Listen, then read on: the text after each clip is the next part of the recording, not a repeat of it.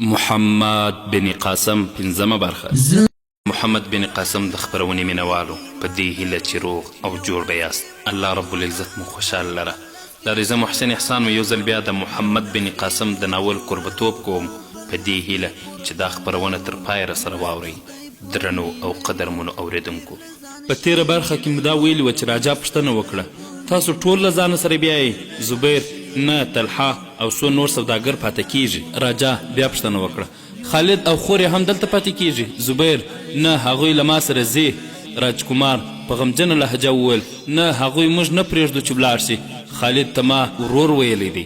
د پردې له شانه یو ښځینه اواز اوچت شو او ناهید زما خور ده. بیا یوه 14 کلنه نجلۍ د راجا په مخ کې ودرېده. هغه هم د راجکمار په څېر غنم رنګه وه، خو د بڼې جوړښت یې ښکلی او زړه وړونکی و. سترګې یې ښکلې او ځلېدونکې وې. خالد ته یې وویل وروره مورجانه دې غواړي. خالد اوچت شو، بلې کوټې ته ولاړ. نجلۍ هم په تک کې شاته راکتل. راجا ته یې وویل پلارجانه د دوی خبرو ته غوږ مه ږده. راجا زبیر ته وکتل، وویل ودې لیدل؟ زبیر وویل ډېر ښه ده، زه دوی خپلې خوښې ته پرېږدم. خالد لږ ځنډ وروسته ځوړند سر بیرته راغی، په خپل ځای کېناست. راجا پوښتنه وکړه زویه زبیر دا فیصله تاسو ته پرېښوده، اوس تاسو ووایئ چې دلته اوسئ که نه؟ خالد ځواب ورکړ ستاسو پر موږ زیات احسان دی.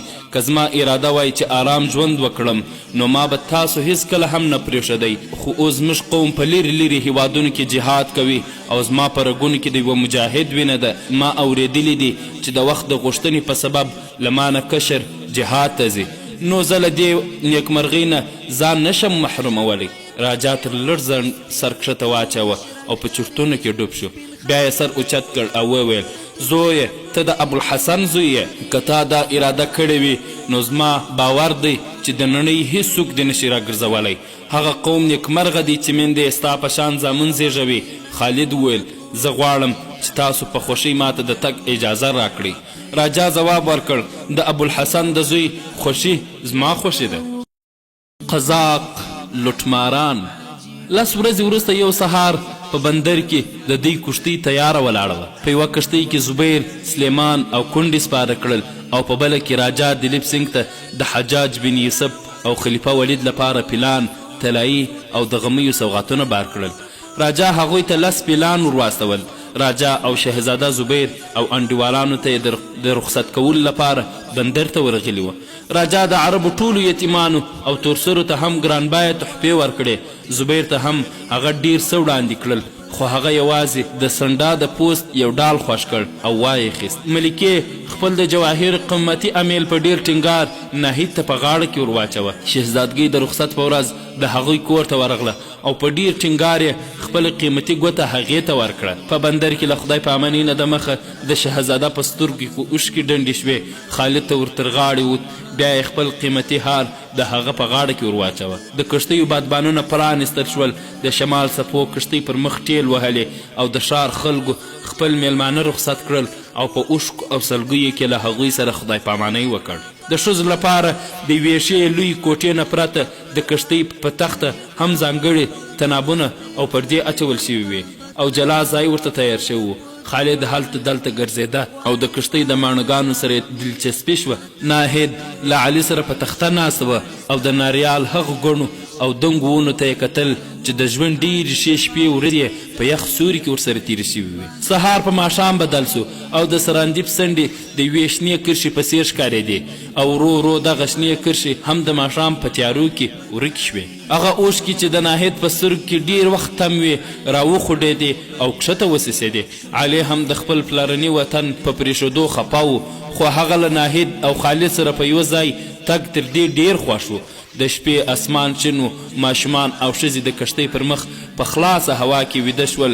ناهید تر ډېره وخته د اسمان په تندي کې ځلېدونکو ستورو ته کتل. د پردې بل لوري ته د خالد له زبیر او کښتۍ چلوونکو سره خبرې کولې. 8 کلن هاشم د ناهید تر څنګ پروت و. د هغه مور وفات شوې وه او پلار یې له ابوالحسن سره بېدرکه و. هاشم اوچت شو، کښېناست، په تیارې کې یې سترګې وغړولې او یوه او بلې خواته یې وکتل. ناهید پوښتنه ترې وکړه څه خبره ده هشمه؟ هشم وویل علي چیرته دی؟ ناهید ځواب ورکړ هغه د خالد دوی سره د ماڼوګانو سره مجلس کوي. هشم زه له هغه نه یوه پوښتنه کوم، بیرته راځم. دا یې وویل او په تیاره کې ورو ورو ګامونه واخیستل. علي ته ورغی او پوښتنه یې وکړه: علي، کله چې بیړۍ ډوبه شي نو څه کیږي؟ علي په سادګۍ ځواب ورکړ: د سمندر تل ته کښته کیږي. کښتۍ چلونکي په دې ځواب په زوره زوره وخندل.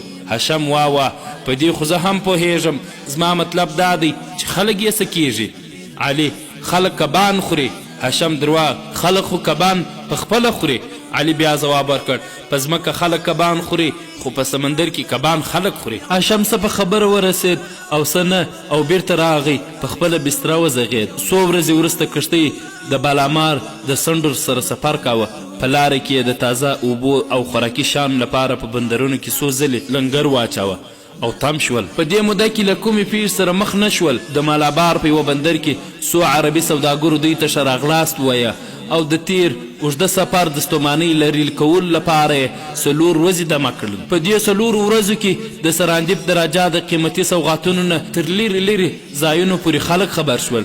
د رخصتۍ په ورځ د ښار حاکم بندر ته راغی او له زبیر او دلیپ سنګ سره یې وکتل. دوی ته یې په لاره کې د سمندري غلو او ډاکوګانو له خطر نه د هوښیارۍ مشوره ورکړه. دلیپ سنګ ځواب ورکړ: تاسو چرت مه وهئ، موږ کښتۍ پوره وسلوال دي. درېیمه ورځ د کښتۍ پیرېدارانو یو بل پسې د شمال له لوري د 2 کښتیو د راتګ خبر ورکړ. کښتۍ چلوونکي پریشانه ودرېدل. د دلیپ سنګ کښتۍ مخکې وه. هغه د خپلې کښتۍ د درولو امر وکړ او د زبیر د کښتۍ د ورنږدې کېدو په انتظار شول. کله چې دواړه کښتۍ یو بل ته نږدې ودرېدې نو دلیپ سنګ وویل: امکان لري چې دا کښتۍ د سمندري لوټمارو نه وي، خو موږ باید د مقابلې لپاره تیار یو. تاسو خپله کښتۍ د لویدیځ په لوري بوځئ، زه له دوی سره مقابله کوم. زبیر ځواب ورکړ: نه، موږ په خطر کې تاسو یوازې نشو پرېښودلی. دلیپ سنګ وویل: زما ستا په همت شک نشته، خو زموږ تر ټولو لومړی مسؤلیت دا دی چې د ماشومانو او ښځو خیال وساتو. زبیر ځواب ورکړ: که هغوی رښتیا لوټماران وي نو د لویدیځ لاره به یې هم خامخا تړلې وي. په دې حالت کې تر تیښتې د جګړې او مقابلې خطر لږ دی او دا زموږ لپاره ممکنه هم نه ده چې د خپلو دوستانو ژوند په خطر کې واچوو او وتښتو. دلیپ سنګ: بس نور ستا خوښه، نو ښځو ته ووایه چې کښته کوټې ته ولاړې شي. دلیپ سنګ دا وویل او خپلو ملګرو ته په لارښودنه بوخت شو. زبیر خالد ته وویل: خالده، ته ښځې او ماشومان کښته بوځه. دواړه کښتۍ چلوونکي په وسلو سمبال شول او د راتلونکو کښتیو په سار ودرېدل. لږ ځنډ وروسته دلیپ سنګ د یوې کښتۍ تور بیرغونه ولیدل. ویې پیژندل. په زوره یې چیغې کړې: دا د سمندري لوټمارانو کښتۍ دي، تیار اوسئ. زبیر خپلو ملګرو ته مخ ور واړوه او ویل: ورونو، دغه ښځې او ماشومان زموږ سره امانت دي، دوی باید روغ بصرې ته ورسوو. که د دوی د ساتنې ذمواري زموږ په غاړه نه وای نو ما به دغه خطرناکې نقشې په باب څه فکر نه کاوه، خو اوس مجبور یم چې همداسې یوه لاره غوره کړم. زما په خیال کې یوه نقشه ده. ما ته د یوه خطرناک پروګرام لپاره 2 تنه پکار دي. لومړی خالد خپل لاس اوچت کړ، ورپسې ټولو نورو ماڼوګانو په وار وار خپل نومونه واخیستل. زبیر وویل: د دې کار لپاره 2 تنه تکړه لمبوزن پکار دي. زه دغه مسؤلیت ابراهیم او عمر ته سپارم. د زبیر په هدایت د دوی وړوکې کښتۍ په اوبو کې وغورځوله او په هغوی یې بادبانونه وتړل. د دلیپ سنګ په کښتۍ کې د پیلانو لپاره وچ واښه و، له هغه نه یې وړي وتړل او په کښتیو کې بار کړل. ابراهیم او عمر بل شوي مشالونه ورسره واخیستل او په کوچنۍ کښتۍ کې سپاره شول. وروسته بیا زبیر او نور ملګري یې لیندې او غشي تیار کړل او د لوټمارانو د رانږدې کېدو په انتظار شول. د هغوی لومړۍ کښتۍ د زبیر د کښتۍ په لوري رانږدې کېده. عمر او ابراهیم یوه اوږده لاره وهله او د لوټمارانو د کښتۍ شاته راتاو شول. زبیر د کښتۍ له یوه سره تر بل سره پورې په بیړه بیړه منډې وهلې او خپلو انډیوالانو ته یې هدایات ورکول. د یرغلګرو کښتۍ چې رانږدې شوه پر دوی یې غشي وورول. یو غشی په یوه شڼ د زبیر د تندي سره نږدې تیر شو چې له دې سره هغه یو ښځینه اواز واورېد: تاسو په یو مناسب ځای کې کښېنئ، موږ د دښمن د غشو تر حملې لاندې یو. زبیر شاته وکتل. ناهید لیندې او غش په لاس کې ولاړه وه. له سترګو نه یې پرته نور مخ په نقاب کې پټ و. زبیر وویل: ته دلته څه کوې؟ ځلاندې کوزه شه. ناهید په ډاډمنه لهجه ځواب ورکړ: تاسو زما فکر پرېږدئ، زه غشي ویشتلی شم. دا یې وویل او بیا وړاندې د یوه سپاهي تر څنګ کښېنسته. تر لنډ ځنډ د غشو جګړې دوام وکړ. لوټماران نور هم رانږدې سول او بل شوي غشي یې وویشتل. ابراهیم او عمر د زبیر د لارښوونې سره سم خپلې کښتۍ د لوټمارانو د کښتۍ خواته پرېښودې او چې هغوی ته ورسېدل په کښتیو کې انبار وښو ته یې اور واچوه. او دوی په اوبو کې ځانونه واچول. لوټماران کمندونه په لاس او د زبیر کښتۍ ته د ورختلو په حالت کې وو چې ناڅاپه یې تر شا لمبو وارخطا کړل. د کښتۍ د اور لمبې د دوی د لویې پیړۍ د بادونونو ته ورسېدې. د سترګو په رپ کې لوټمارانو په کښتۍ کې اور له قابو ووت او دوی په چغو او فریادونو اوبو ته ځانونه وغورځول. پر دوی همدغه مهال د زبیر او د دلیپ سنګ سپاهیانو غشي وورول. زبیر چې د لوټمارانو یوه د اور په لمبه کې ایساره کښتۍ د خپلې کښتۍ خواته نږدې کېدو په حال کې ولیده. د اور د خطر نه د ژغورنې په خاطر یې د لنکر د اوچتولو امر وکړ. خو په دې موده کې 10 تنه غله په کمندونو د زبیر کښتۍ ته په ورختلو کامیاب شول. د زبیر ملګرو هغوی راګیر کړل. د لوټمارانو له کښتۍ نه یو غشی راغی او د زبیر په ګین مټ ښخ شو او له دې سره جوخت د ناهید له لیندې نه یو غشی ولاړل او د یو لوټمار په سینه کې ښخ شو. زبیر بې اختیاره مرحبا چیغه کړه. ناهید مخ ور واړوه، هغې ته یې وکتل. زبیر لینده غورځولې وه او د غش په ویستلو لګیا شو. ناهید سمدستي لینده په ځمکه کښېښوده او په یوه لاس یې د زبیر مټ ونیوه او په بل لاس یې غش وویست. د غش په ایستلو د زبیر له مټ نه د وینو دارې وبهېدې. ناهید د هغه د کمیس لستوڼې اوچت او له مخې یې نقاب لرې کړ او زخم یې پرې وتاړه. د زبیر کښتۍ د کمندونو له لرې شوه او د اور په لمبو کې راګیرې کښتۍ سپرو لوټمارانو له مایوسۍ نه اوبو ته ځانونه وغورځول. زبیر یو ځل بیا لینده اوچته کړه. ویې ویل ناهید ته اوس ښځو ته ولاړه شه. هغوی ته ډاډ ورکړه چې موږ د خدای په فضل په داړمارانو بری وموند. ناهید په تلو کې ودرېده او ویې پوښتل ته خو به اوس په تکلیف نه یې؟ زبیر نه، دا ډېر معمولي زخم دی. ته زما فکر مه کوه. دا یې وویل. اختیار یې د یوې شېبې لپاره سترګې د ناهید په څېره ونیښتې. د سپاهیتوب وقار د هغې د څېرې ښکلا نوره هم زیاته کړې وه. ناهید ناڅاپه په احساس کړه چې پرده یې نشته او په بیړه کښته د ښځو پښې ته کوزه شوه. د اور په لمبو کې راښکېل کښتۍ نه 100 تنو وړوکې کښتۍ اوبو ته واچوله او پکې سپاره شول. یوه تن یې د نورو مشر ښکارېده. سپین بیرغ یې اوچت کړ. زبیر غشي ویشتونکي د لاس په اشاره تم کړ.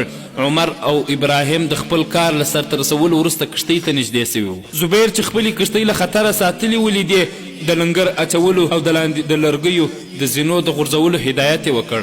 عمر او ابراهیم کښتۍ ته وختل. خالد د زبیر پام د دلیپ سنګ ملګرو ته ورواړوه چې تر اوسه یې په سمندر کې لوېدلو لوټمارانو غشي ویشتل. زبیر هغوی هم د غشو له ویشتلو نه ایثار کړل. لوټماران لږ ډاډه شول او په زینه یو کښتۍ ته وختل. له ټولو وروسته د لوټمارانو مشر د دواړو لویو کښتیو په منځ کې خپله کښتۍ ودروله. هغه د یو مضبوطو موټو خاوند د پوخ عمر سړی و. ږیره یې تر نیمایي زیاته سپینه وه او د زخمي زمري په څېر یې کښتۍ چلوونکو ته کتل. په دې کښتۍ کې زبیر یو ځوان او نجلۍ هم ولیدل چې څېرې او جامې یې لوټمارانو ته ورته نه وې. زبیر د پاخه عمر خاوند د غلو مشر ګاڼه. په لاس یې اشاره ورکړه او هغوی یو پر بل پسې د لرګیو په زینه کښتۍ ته وختل.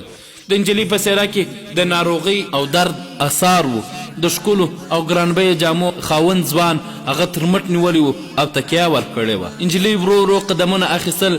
کله چې کښتۍ ته وروختل، ځوان په یوه پردۍ ژبه څه وویل او لوټمارانو په لور یې اشاره وکړه. زبیر سره له دې چې د هغه په ژبه نه پوهېده، داسې احساس کړه چې د هغوی د لوټمارانو له چلن نه شکایت کوي او د دوی مننه کوي چې له دې افت نه یې وژغورل. زبیر له خپلې وسۍ سره د سند او د سراندې په ګډو الفاظ ډاډینه ورکړه.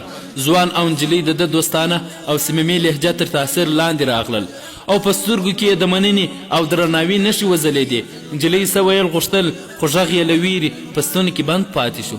په سترګو کې یې اوښکې ډنډ شوې. زبیر ته یې وکتل. د هغه عمر به 14-15 کالو په شاوخوا کې و. ښکلې څهره د غرمې د تږي ګل په شان مړاوې وه. زبیر یو ځل بیا هغې ته تسلي ورکړه. له ټولو نه وروسته د لوټمارانو سردار کښتۍ ته وخوت. د هغه په سترګو کې د پښیمانۍ اوښکې پر ځای د انتقام او بدل لمبې وې. لږ وروسته دلیپ سنګ په وړوکې کښتۍ کې د زبیر کښتۍ ته ورغلی. کله چې د ډاکوګانو په مشر سترګې ولګېدې، خنجر یې اوچت کړ او د هغه د وژلو نیت یې وکړ. خو زبیر ور وړاندې شو او د هغه لاس یې ونیو. دلیپ سنګ چې د زبیر له ستوني په وینو سور ولید، پوښتنه یې وکړه ته ټپي شوی یې؟ زبیر په بې پروایي ځواب ورکړ دا وړوکی او معمولي زخم دی. هغه د ښکلو جامو خاوند ځوان څه وویل او د دلیپ سنګ پام یې ځان ته ور واړوه. دواړو یو له بل سره خبرې پیل کړې. وروسته دلیپ سنګ د لوټمارانو له مشر سره هم تر خبرو وروسته په عربي زبیر او د هغه نور ملګرو ته وویل په کښتۍ کې یو صندوق پروت دی هغه راوخېژوئ څو تانه ورکښته شول او د لرګیو صندوق یې له وړوکې کښتۍ نه خپلې کښتۍ ته اوچت کړ او کله چې د صندوق سر اوچت کړ ټول حیران شول صندوق له طلایي او جوهراتو نه ډاکو د زبیر په پوښتنه دلیپ سنګ له ځوان نه پوښتنه وکړه او ځوان خپل داستان پیل کړ د محمد بن قاسم د خپرونې مینوالو دا چې بیا څه وسول انشاءالله په راتلونکي برخه کې بیا واورو دا خپرونه ما محسن احسان درته چمتو کړې او وړاندې کړه در بیا چې ستاسو په درانه حضور کې حاضریږو تاسو ټول په لوی الله جل جلاله سپارو السلام علیکم ورحمة الله وبرکاته